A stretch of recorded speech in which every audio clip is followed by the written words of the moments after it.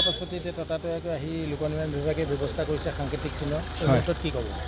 হয়, আজি যোৱা 5 দিনৰ আগতে আমাৰ এইটো স্পীড ব্ৰেকাৰ দুফালে দুটা স্পীড ব্ৰেকাৰ আছে বহলা গাৰ্লছ হাইস্কুলৰ সন্মুখত আমাৰ বহলা নগাবাদ ৰোডত যিটো আমি আজি বহুত দিনৰ আগৰ পৰা বিভাগক মানে লোক নিৰ্মাণ বিভাগক আমি দাবী কৰি আহিছিলোঁ যে ইয়াত মানে স্পীড ব্ৰেকাৰ দিলে কিন্তু ছিগনেল দিয়া নাই, যথোপযুক্ত যিটো মানে সাংকেতিক চিহ্ন দিব লাগে সেইটো দিয়া নাই।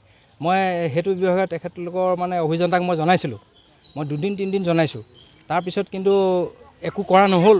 নোহোৱাৰ মূৰত যোৱা 5 দিনৰ আগত আমাৰ ওচৰৰে গাঁৱত এঘৰ মানুহৰ তেওঁলোকৰ সম্পৰ্কীয় মানে ঘৰুৱা মানুহ বংশৰ মানুহৰ খবৰ ল'বলৈ আহি এগৰাকী মানুহ তিতাবৰ পৰা আহি মৃত্যুমুখত পৰিলে। তেওঁৰ নামটো আছিলে দুলুমণি গগৈ, তিতাবৰ বগা গাঁৱৰ পৰা আহিছিলে। আমি বিৰাট দুখ পাইছোঁ।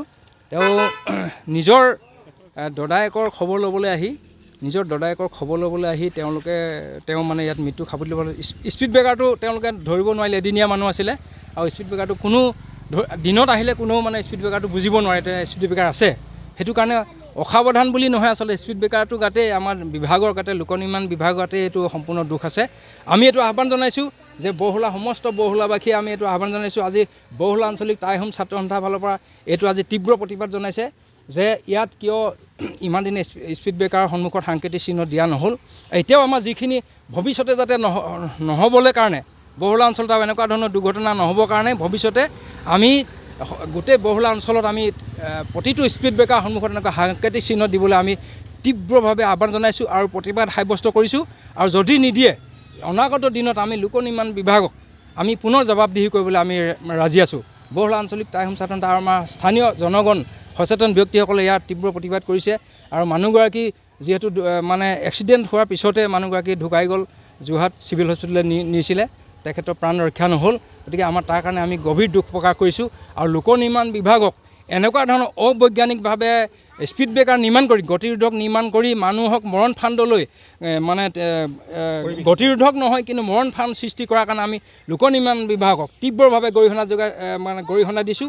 আৰু অসম চৰকাৰকো এই বিষয়ত আমি সতৰ্ক কৰি দিছোঁ যাতে লোক নিৰ্মাণ বিভাগৰ কামবিলাক সঠিকভাৱে তেওঁলোকে পৰিচালনা কৰে, তেওঁলোকে যাতে লোক নিৰ্মাণ বিভাগৰ কামবিলাক সঠিকভাৱে তদাৰক কৰে। মহামান্য আদালতে উচ্চতম ন্যায়ালয়ে এই ক্ষেত্ৰত মানে নিষেধাজ্ঞা জাৰি কৰিছে স্পীড ব্ৰেকাৰৰ ক্ষেত্ৰত, তেওঁলোকে সাংকেতিক চিহ্ন ব্যৱহাৰ কৰিবলৈ নিৰ্দেশ দিছে। কিন্তু আমি দেখিবলৈ পাইছোঁ প্ৰতিটো জেগাত স্পীড ব্ৰেকাৰ দিয়া হৈছে কিন্তু সাংকেতিক চিহ্ন নাই, লোকৰ মৃত্যু হৈছে ইতিমধ্যে।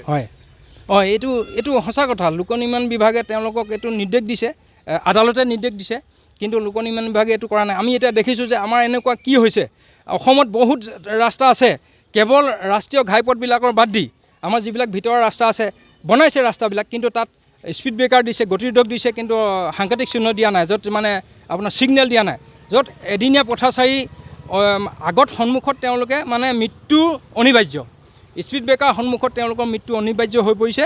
আৰু সিদিনাখনৰ ঘটনাটো ঠিক তাৰে এটা উদাহৰণ। আমি এইটো ক্ষেত্ৰত মহামান্য আদালতৰ নিৰ্দেশ অৱমাননা কৰিছে বুলি আমি লোক নিৰ্মাণ বিভাগক আমি পুনৰ তেওঁলোকক আকৌ জবাবদিহি কৰিব বিচাৰিছোঁ।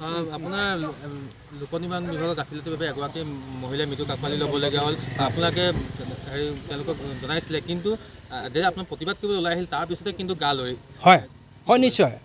এই কথাটো আমি যে যিটো গতিৰোধক দিয়াৰ পিছত আমি জনাইছিলোঁ আগতে দুবাৰ, মোৰ একেবাৰে সম্পূৰ্ণ মই নিজে জনাইছিলোঁ, মই নিজাববীয়াকৈ ৰাজহুৱা স্বাৰ্থ জড়িত কথালৈ মই নিজে আগবাঢ়ি যাওঁ আৰু জনাইছোঁ। ইয়াত বহলাত যিকোনো সমস্যাৰ ক্ষেত্ৰতে আমি সদায় মূৰ দাঙি কথা কওঁ, জনোৱা হৈছিলে। কিন্তু তেখেতসকলে যেতিয়া এক্সিডেণ্টটো হোৱাৰ পিছতো হয়তো গম নাপায়, ময়ো বেলেগ মানে দেৰিকৈ গম পোৱাৰ পিছত মই লগালগ মানে তেখেতলোকৰ কথাটো অৱগত কৰিছোঁ। অৱগত কৰাৰ পিছতহে আজি এইটো মানে তেখেতসকলে ব্যৱস্থা লৈছে।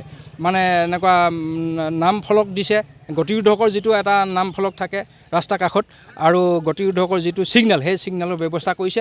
আৰু যিটো ছিগনেলৰ ব্যৱস্থা কৰিছে সেইটো আমি এতিয়া দেখাত আমাৰ বাবে গ্ৰহণযোগ্য নহয়। আৰু ইয়াতকৈ ভাল ধৰণে মানে গতিৰোধকৰ যিটো ছিগনেল দিবলৈ আমি আহ্বান জনাইছোঁ। আৰু গতিৰোধকবিলাক যাতে মৰণ ফান্দ নহয়, এইটো একেবাৰে নিশ্চিত কৰিবৰ কাৰণে আমি লোক নিৰ্মাণ বিভাগ আৰু লগতে অসম চৰকাৰক আমি আহ্বান জনাইছোঁ।